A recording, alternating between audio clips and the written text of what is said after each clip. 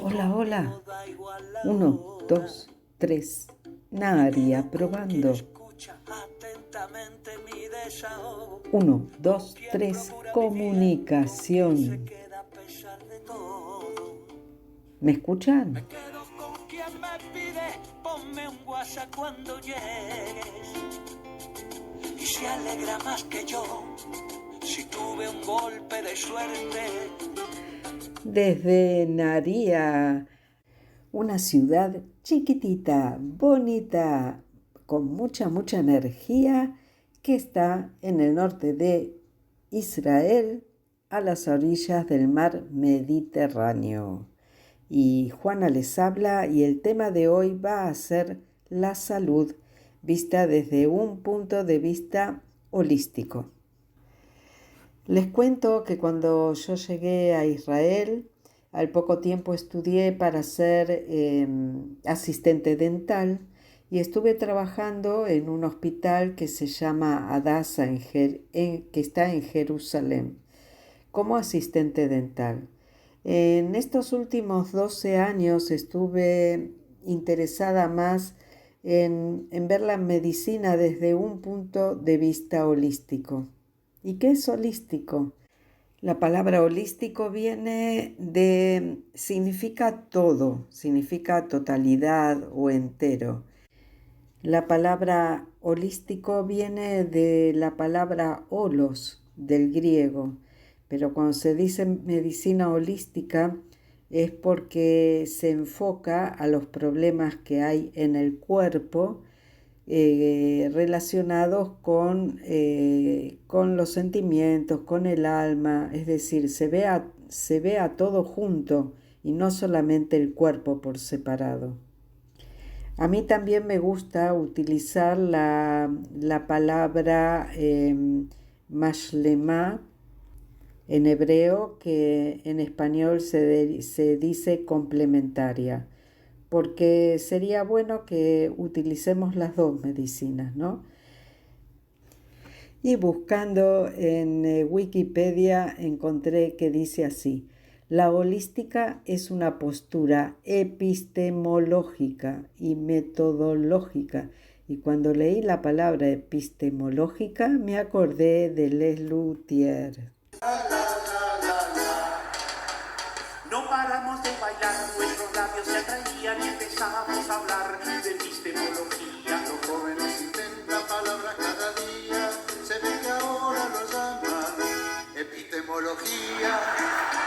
Qué bonito mi amor, hacer cada día, pinto los dos, la epistemología. Cumbia, la cumbia de la epistemología. Tocamos muchos temas de antropología, Y entonces hicieron la epistemología. del estructuralismo, del rumbo del arte y el existencialismo, de Kierkegaard a Sartre. Ella sacudía su estructuralismo, y hacía lo mismo con su antropología. A continuación, Nahor nos presenta la lectura del prefacio de un libro de Joe Dispenza, donde él cuenta cómo sanó su problema de columna de huesos después de un accidente. Muchas gracias, Nahor, y ya lo escuchamos. Bacterias nos atacan, que los virus y demás, sino que se ve como que es algo, el cuerpo con el alma, bueno, como le dicen acá, cuerpo-alma, ¿no?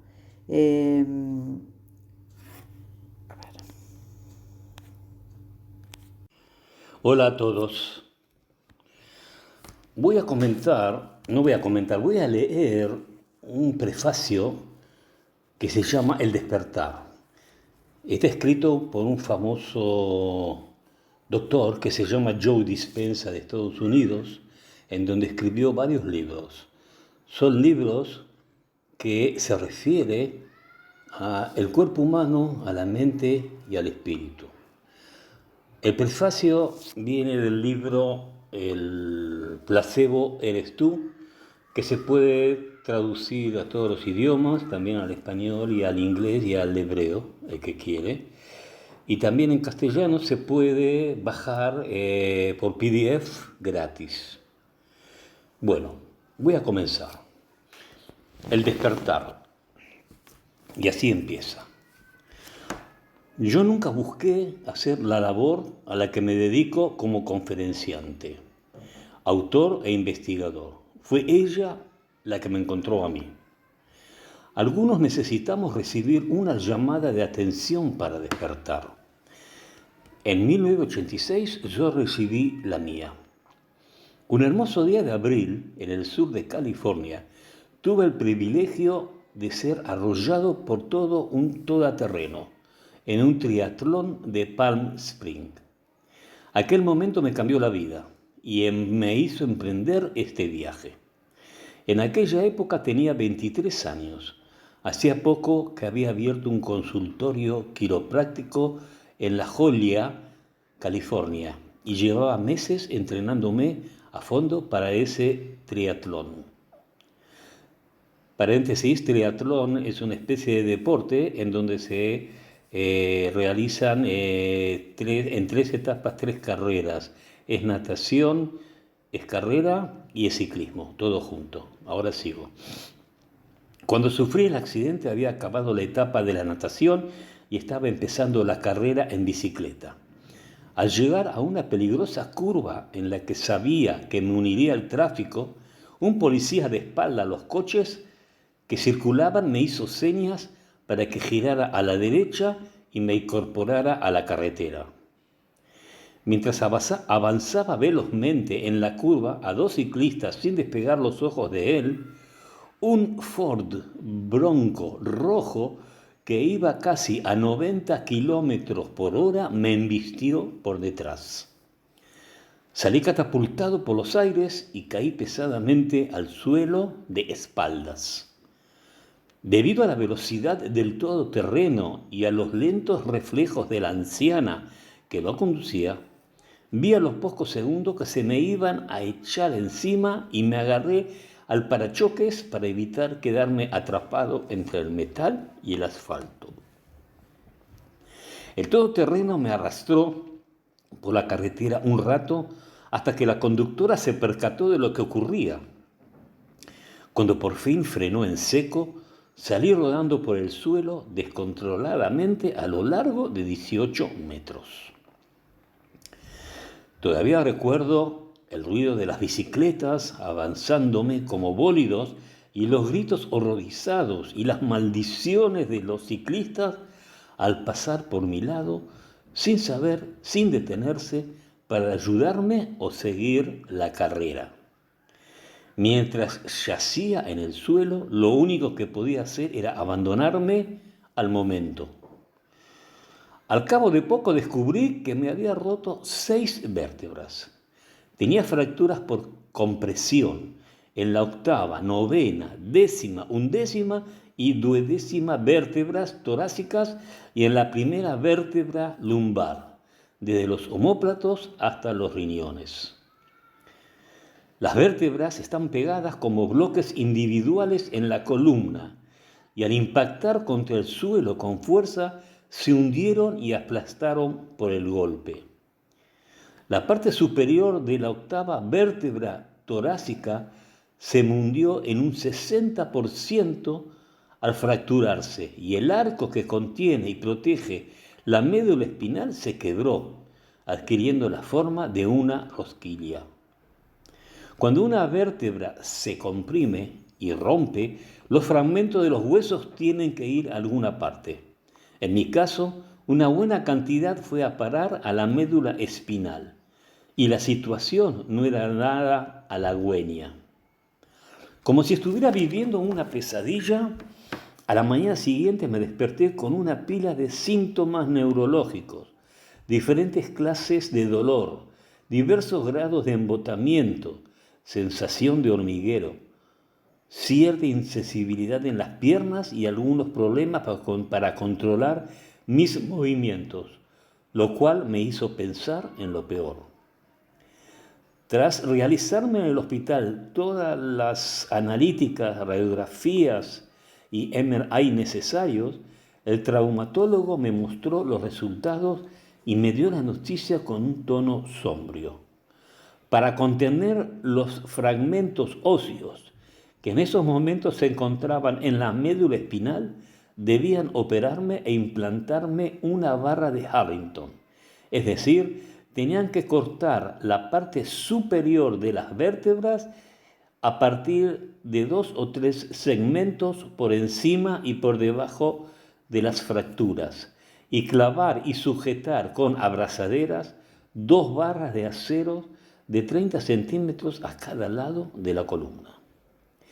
Luego me sacarían varios fragmentos del hueso de la cadera y me lo adherirían sobre las barras. Sería una intervención quirúrgica importante, pero al menos me permitiría volver a caminar. Con todo, sabía que probablemente me quedaría discapacitado y tendría que vivir con dolor crónico el resto de mi vida. Vuelvo a decir que esta opción no me gustó para nada. Pero si decidía no operarme, era posible que me quedara paralítico. El mejor neurólogo de la zona de Palm Springs, que coincidía con la opinión del traumatólogo, me dijo que en todo Estados Unidos no conocía un solo paciente con una lesión como la mía, que se hubiera negado a operarse. Como la octava vértebra torácica se me había aplastado, adquiriendo la forma de cuña por el impacto, mi columna no soportaría el peso de mi cuerpo al ponerme yo de pie. La espina dorsal se hundiría, los fragmentos de las vértebras rotas se incrustarían más aún en la médula espinal, y me quedaría paralítico o al instante de pecho para abajo. Esta opción tampoco era demasiado atrayente, que digamos. Me trasladaron a un hospital de La Jolla, el más cercano a mi hogar, donde recibí 2 opiniones más. Una fue la de un importante traumatólogo del sur de California. Como es lógico, ambos doctores coincidieron en que debían implantarme la barra de Harrington. Estuvieron de acuerdo en el pronóstico. Si no me operaba, me quedaría paralítico y no volvería a caminar nunca más. Y si yo hubiera sido médico, también habría aconsejado lo mismo. Era la opción más segura, pero esa no fue la opción que yo elegí. Tal vez en aquella época de mi vida era joven y audaz, pero decidí ir en contra del modelo médico y de las recomendaciones de los expertos.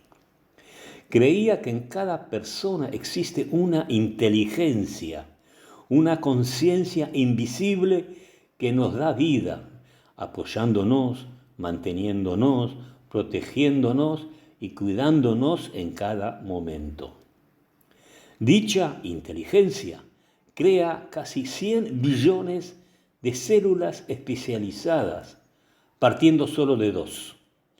Hace que el corazón nos lata cientos de miles de veces al día y organiza cientos de miles de reacciones químicas en una sola célula a cada segundo, entre muchas otras sorprendentes funciones. Concluí que si esa inteligencia era real y demostraba semejantes capacidades con un espíritu tan servicial, atento y afectuoso, quizás podría dejarme de centrarme en el mundo exterior y empezar a mirar en mi interior para conectar con esa inteligencia y establecer una relación con ella. Pero aún cuando comprendiera intelectualmente que el cuerpo a menudo es capaz de curarse, en esos momentos debía aplicar todo lo que conocía para llevar esos conocimientos al siguiente nivel e incluso superarlos para producir una auténtica experiencia curativa. Y como en las condiciones en las que estaba no podía ir a ninguna parte ni hacer nada, salvo yacer boca abajo, decidí llevar a cabo 2 cosas. La primera fue que cada día me sentaría en esa inteligencia que habitaba en mí y le encomendaría un plan, una plantilla, una visión con órdenes muy concretas, y luego dejaría que esa mente superior, dotada de poderes ilimitados, se encargara de mi curación, para que lo hiciera por mí. Y la segunda fue que no dejaría que me viniera a la cabeza ningún pensamiento que no quisiera tener. Parece fácil de hacer, ¿verdad? Una decisión radical. A pesar de que el equipo médico que se ocupaba de mi caso me lo desaconsejara, abandoné el hospital y me fui en ambulancia a casa de 2 íntimos amigos míos, en la que permanecí los 3 meses siguientes para centrarme en mi curación. Me fijé una misión. Decidí que empezaría cada día a reconstruir mi columna, vértebra a vértebra, y le mostraría esa conciencia si es que reparaba en mis esfuerzos lo que quería alcanzar. Sabía que tendría que permanecer en un estado de presencia, es decir, vivir el presente en lugar de pensar en el pasado o de lamentarme por lo sucedido, preocupándome por el futuro, obsesionándome con las condiciones de mi vida exterior o centrándome en mi dolor o mis síntomas. Al igual que en cualquier relación que mantenemos, todos sabemos cuando alguien está presente o no al relacionarse con nosotros, ¿no? Como la conciencia es atención y la atención consiste en fijarse en las cosas, y fijarse en las cosas es estar presente y advertirlo todo, esa conciencia sabría cuando yo estaba presente y cuando no lo estaba. Al interactuar con ella tendría que permanecer en el presente. Mi estado de presencia tendría que ser como el suyo. Mi voluntad tendría que coincidir con su voluntad y mi mente tendría que concordar con la suya. Así que 2 veces al día, durante 2 horas, me dedicaba a mirar en mi interior y a crear una imagen del resultado que deseaba. Una columna totalmente reconstruida. Advertí lo poco consciente y lo descentrado que estaba. Es curioso, de pronto vi que cuando nos enfrentamos a una crisis o a un trauma, invertimos demasiada atención y energía pensando en lo que no queremos en lugar de lo que en sí queremos. Durante aquellas primeras semanas estuve manifestando esa tendencia a todas horas. En mitad de la meditación, mientras estaba creando la vida que quería con una columna totalmente reconstruida, advertía de pronto que me había distraído pensando en lo que los traumatólogos me habían dicho varias semanas atrás, que seguramente nunca más volvería a caminar.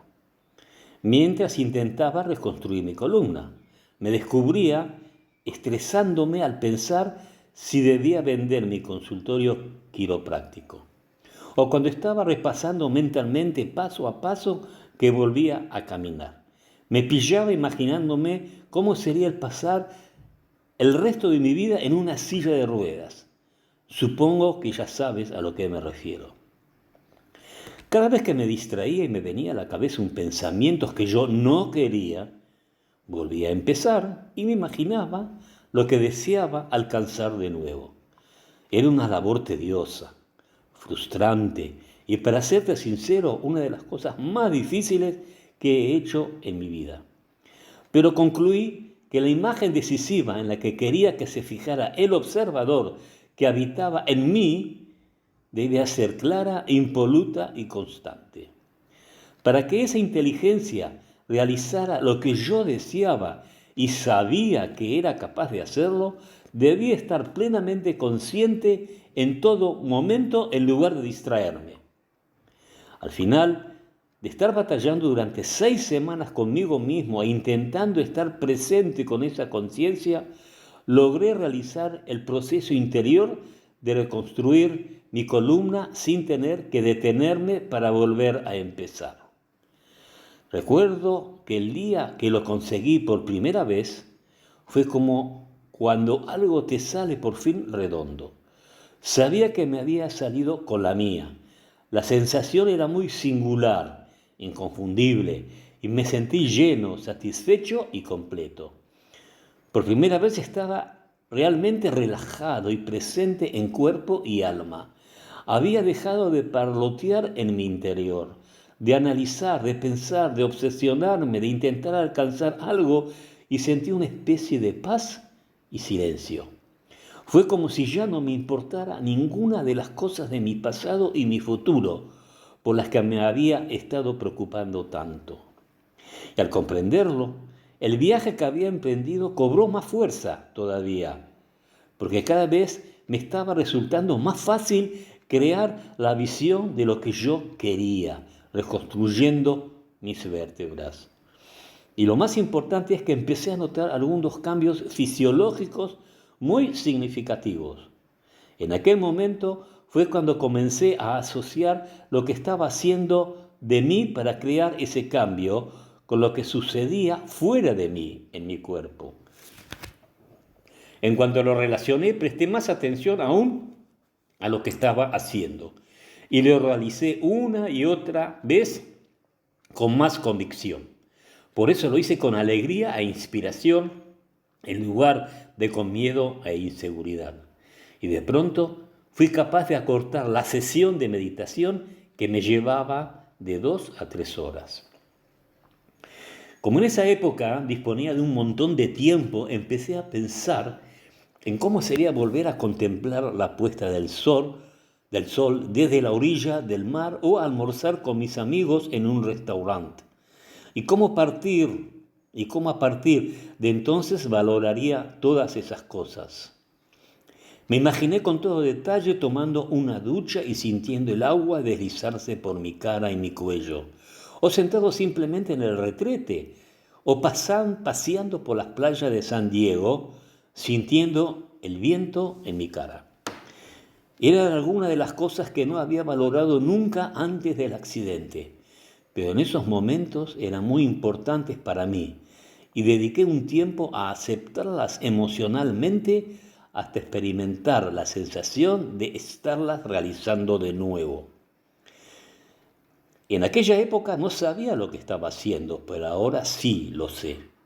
Estaba empezando a pensar en todas esas posibilidades futuras que ya existían en el campo cuántico y aceptando emocionalmente cada una de ellas. Y a medida que elegía ese futuro para mí y lo combinaba con la emoción que sentía al vivirlo, mi cuerpo empezó a creer en el presente que ya lo estaba experimentando. A medida que mi capacidad para observar mi destino deseado mejoraba día a día, mis células empezaron a reorganizarse. Comencé a enviar señales a nuevos genes y entonces mi cuerpo empezó realmente a mejorar más deprisa. Lo que estaba aprendiendo es uno de los principales y principios fundamentales de la física cuántica. Mente y materia son dos elementos distintos y nuestros pensamientos y sentimientos, tanto conscientes como inconscientes, son los planos que determinan nuestro destino. La tenacidad, la convicción y la concentración para manifestar cualquier posibilidad futura se encuentra en la propia mente y en la mente de los potenciales infinitos del campo cuántico. Estas dos mentes actúan al unísono para materializar cualquier realidad posible. Comprendí que en ese sentido todos somos creadores divinos, independientemente de nuestra raza, sexo, cultura, posición social, educación, credo religioso e incluso de los errores cometidos. Por primera vez en mi vida me sentí una persona muy afortunada. Tomé otras decisiones importantes sobre mi recuperación. Seguí un régimen, lo describo con el detalle en Desarrolla tu Cerebro, que incluía una dieta saludable, visitas de amigos míos que ejercían la curación energética y un elaborado programa de rehabilitación. Pero en aquella época lo más importante para mí fue entrar en contacto con esa inteligencia que existía en mí y a través de ella usar mi mente para curar mi cuerpo. 9 semanas y media después del accidente me levanté y volví a llevar mi vida cotidiana, habitual, sin recurrir a escayolas y ni a intervenciones quirúrgicas. Me había recuperado del todo. A las 10 semanas empecé a ocuparme de mis pacientes y a las 12 a entrenarme y levantar pesas mientras seguía con mi rehabilitación. Y ahora, casi 30 años después del accidente, puedo sinceramente decir que desde entonces apenas me ha dolido la espalda. Bueno, este es el final del prefacio y después el libro sigue con cosas muy interesantes al que quiere estudiar y leer y analizar y reflexionar sobre las experiencias de este doctor. A mí me gustó mucho este hombre y se lo dejo a cada uno con sus propias conclusiones. Espero que le haya sido interesante y muchas gracias a la atención recibida. Bye.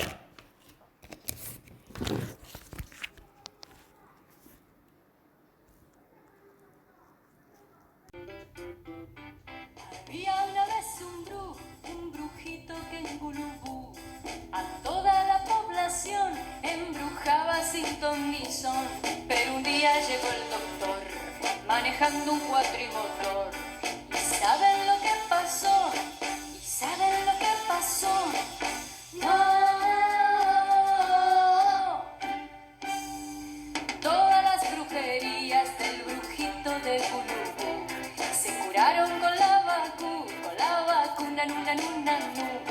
La vaca de Gulubú no podía decir ni mu. María Elena Walsh en El brujito de Gulubú. Pero entonces llegó el doctor manejando un cuatrimotor. ¿Y saben lo que pasó? ¿Y saben lo que pasó?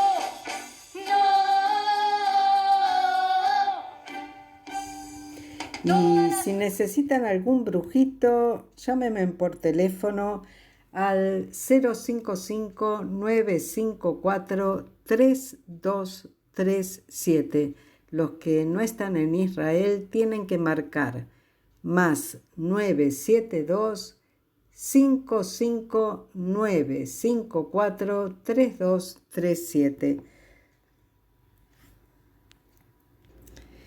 En los descubrimientos del Dr. Amer, él se dio cuenta que cuando una persona tiene un conflicto, tiene un trauma, en el cerebro se hace unos círculos que muy parecidos, por ejemplo, como en el agua, cuando uno tira una piedra se hacen ondas. De esa misma manera en el cerebro se forman círculos y esos círculos él los llamó el foco de Amer.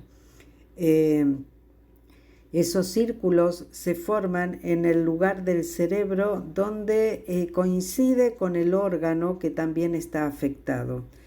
Hay una persona en Neuquén, en Argentina, que él sabe leer las radiografías computadas, lo que le llamamos CT, acá en Israel, que estén hechas sin Homer ni Good, quiere decir sin material de contraste, y él sabe leer de qué tipo de conflicto o trauma la persona está afectada. En caso que ustedes necesiten saber más, quieran profundizar en el problema, llámenme por teléfono que yo les doy los datos de Santiago Contreras. Santiago Contreras es especialista en leer las CT, las radiografías computadas. Yo soy especialista en biodescodificación, también trabajo con imanes, ayudo a las personas a descubrir cuál es el problema, cuál es su interpretación de la vida, qué es lo que está pasando para que le provoque la enfermedad. y también puedo descodificar los problemas de la boca, los dientes, las caries, los movimientos de las encías, los dientes en las encías y todo eso. Y me voy despidiendo de ustedes compartiendo una canción en hebreo que dice: Doctor, sálvame. Y según lo que detalla la canción, su problema es problema de amor. Así que compartiendo esta hermosa canción de Lior Narkis.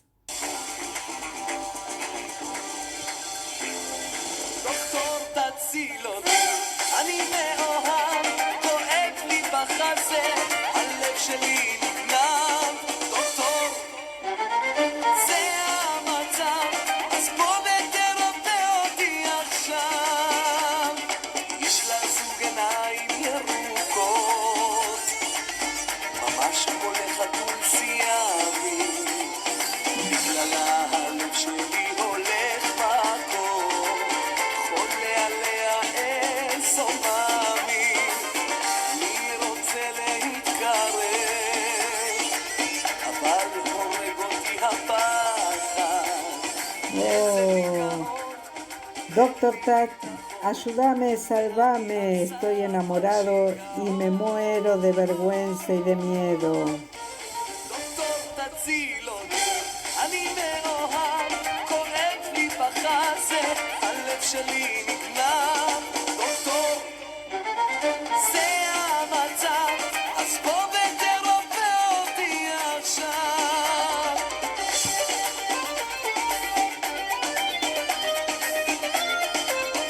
Y con este lindo ritmo nos vamos despidiendo. Que tengan buena vida, mucha salud.